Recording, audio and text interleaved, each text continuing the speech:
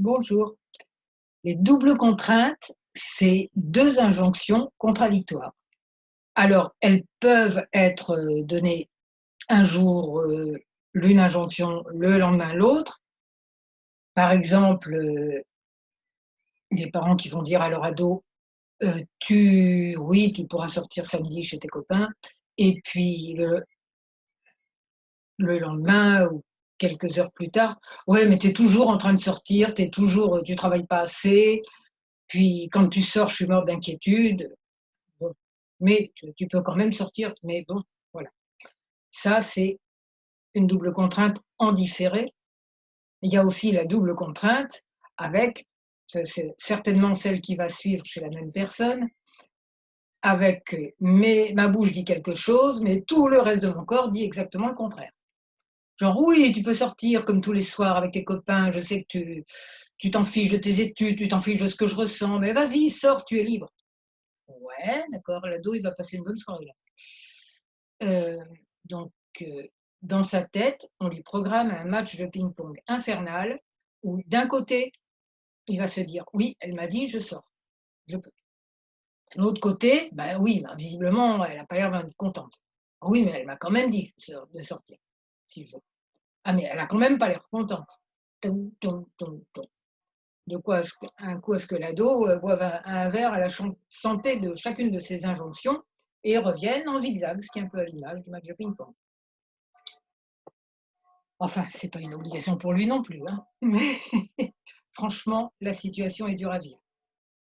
Donc quand une situation fait bugger, nous rend malheureux, nous rend moitié secoués, qu'est-ce qu'on fait? Ben, on fait de l'EFT, ça a forcément arrangé les choses.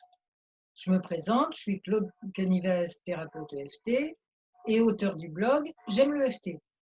Donc vous aurez plein de renseignements sur cette super technique, plein de protocoles sur des tas de sujets. Soit vous regardez en bas dans les liens en bas de cette vidéo, soit directement sur mon blog qui s'appelle J'aime le FT. Donc c'est parti.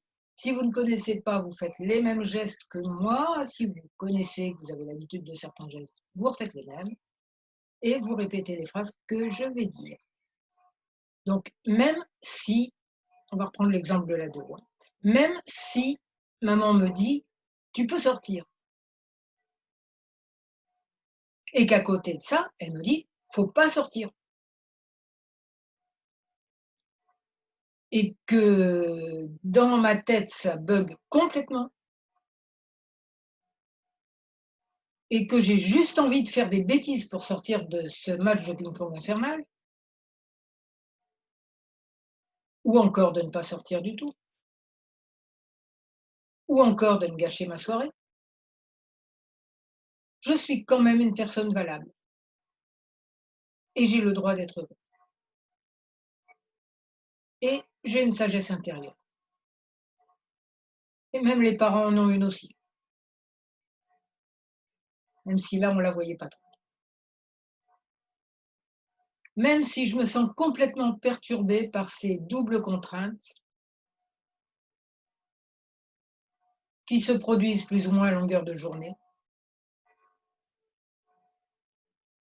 et que je finis par me demander si c'est moi qui ai un pet au casque ou quoi, mais je ne sais plus ce qu'il faut que je fasse dans des circonstances pareilles. Je suis quand même quelqu'un de bien et je ne suis pas du tout une mauvaise personne, contrairement à ce que je m'imagine de temps en temps. Elle a dit: «Sors, autant que tu veux». Après, elle a montré: «Sors pas». Un jour, elle me dit: «Oui, je peux sortir». Un autre jour, elle me culpabilise à fond parce que je sors. Moi, je sais plus où j'en suis, quoi. Si je sors pas, je suis vraiment, coincée, quoi.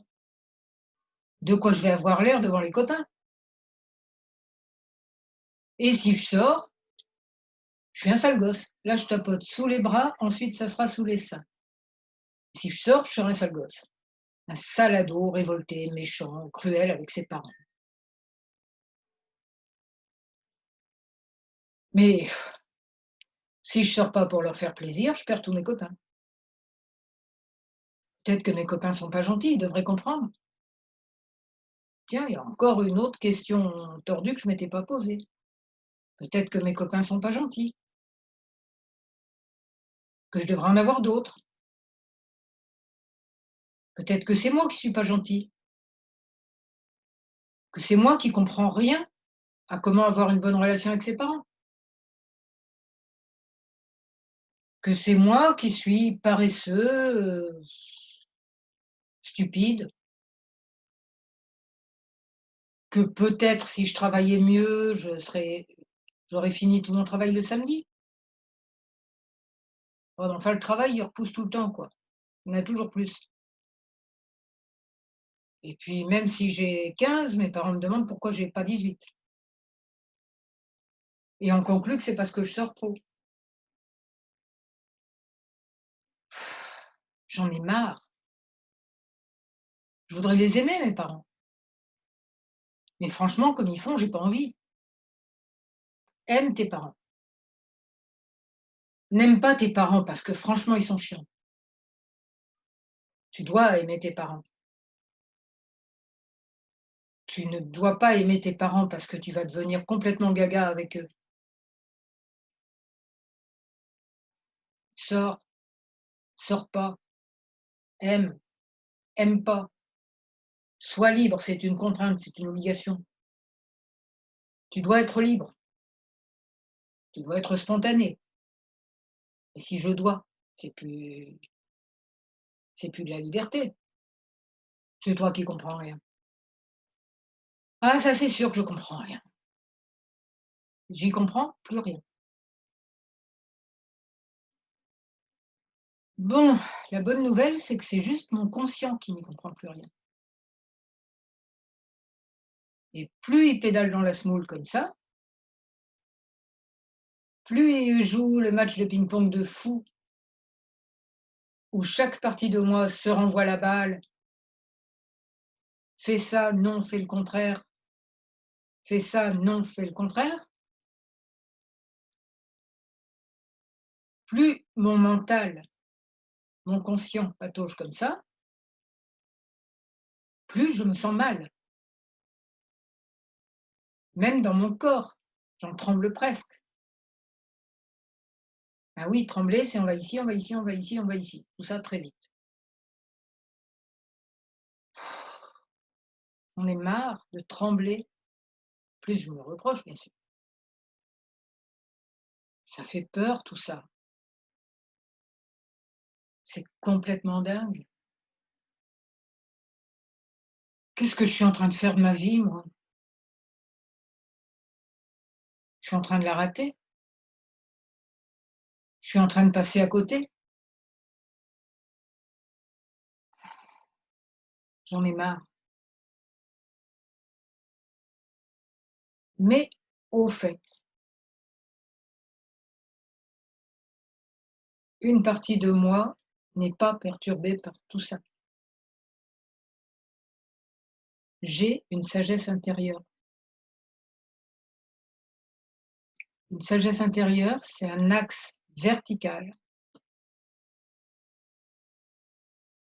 entre ciel et terre, absolument inébranlable, ou souple comme le roseau. Elle revient toujours dans son axe. C'était plutôt à elle que je demandais des éclairages. Parce que mon conscient, là, il est en train de péter une durite, quoi. Il en peut plus, mon conscient.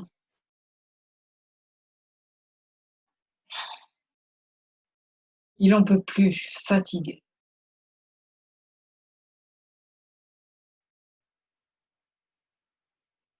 Je m'en vais de toute cette situation? Je peux pas non plus. Je suis fatiguée. Ma sagesse intérieure, elle est jamais fatiguée. Alors peut-être je peux souffler tranquillement pour me calmer.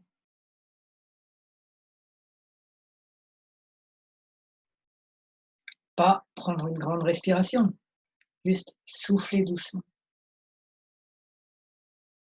parce que ça apaise.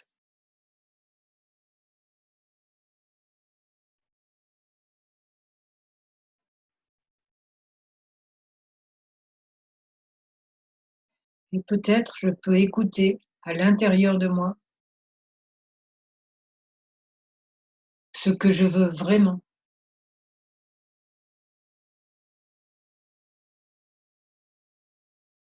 Ce que je veux vraiment, c'est être dans l'amour et la bienveillance de toute façon.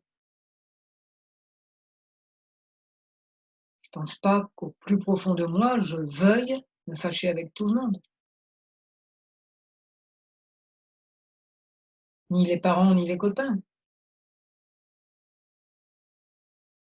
Mais profondément, je souhaite être libre et heureux. J'en avais oublié que c'était possible et que c'est certainement pas avec mon match de ping-pong infernal que je vais arriver à l'être.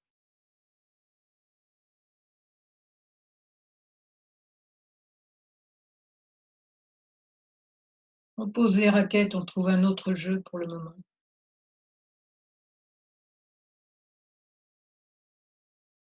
Jouer au ping-pong, ça peut être drôle, mais pas comme ça.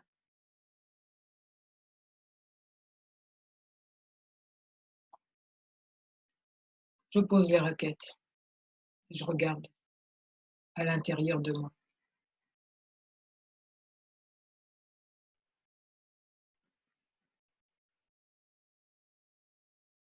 Des parties de moi savent comment réagir, au moins à l'intérieur de moi, et savent quoi manifester de mieux, actuellement, dans le contexte actuel.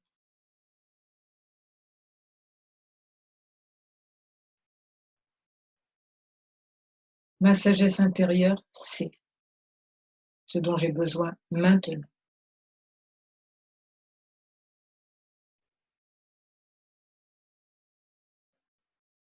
Elle sait, dans mon calme intérieur, elle sait me répondre. Et je sais entendre ce qu'elle dit.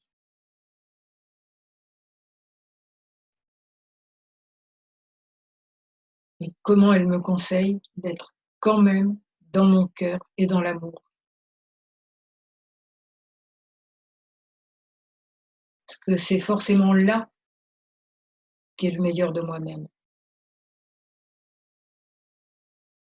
Pas dans des discours incessants qui sont juste programmés. Je me rappelle aussi que mes parents, mon entourage, mes amis ont une sagesse intérieure et que leur sagesse, ma sagesse, leur cœur, mon cœur, communiquent au meilleur niveau de nous-mêmes. Et là, je les laisse faire. Parce que mon conscient, il y peut plus rien. Mon conscient sur ce sujet-là, il part en vacances. En attendant d'avoir la réponse dans ma boîte aux lettres, enfin dans mon cœur. Dans mon cœur, la boîte aux lettres de ma sagesse intérieure. Et je m'attends à des réponses, à des bonnes, qui soient bonnes pour moi, pour ma famille, pour mes amis et pour tous les êtres. Waouh! Quand on est soumis à des doubles contraintes, un protocole comme ça aide. C'est pas forcément la situation des ados, hein. Les doubles contraintes en ce moment avec le déconfinement, on en a quand même pas mal. On en a plein même. Là, j'ai une autre vidéo qui en parle aussi, enfin bref, on en a plein. Donc, se rappeler que tous ceux qui nous disent des trucs contradictoires, qui nous rendent complètement dingues, ils nous rendent dingues que notre cerveau émotionnel et notre mental et toute la partie de nous qui essaye de réfléchir et qui sont dans des conditions où ils ne peuvent pas. Donc c'est déjà bien de s'en apercevoir et ensuite d'aller dépoussiérer tout ce fatras, retrouver notre sagesse intérieure et le calme, enfin. Donc si cette vidéo vous a fait du bien, vous n'oubliez pas peut-être d'aller voir mon blog, qui s'appelle J'aime l'EFT, de vous inscrire à ma newsletter et de mettre un j'aime et de vous inscrire à ma chaîne YouTube si ce n'est déjà fait. Je vous remercie beaucoup et je vous souhaite la sérénité malgré toutes les doubles contraintes qu'on entend de tous les côtés en ce moment en particulier et tout le temps de toute façon. Voilà, à bientôt.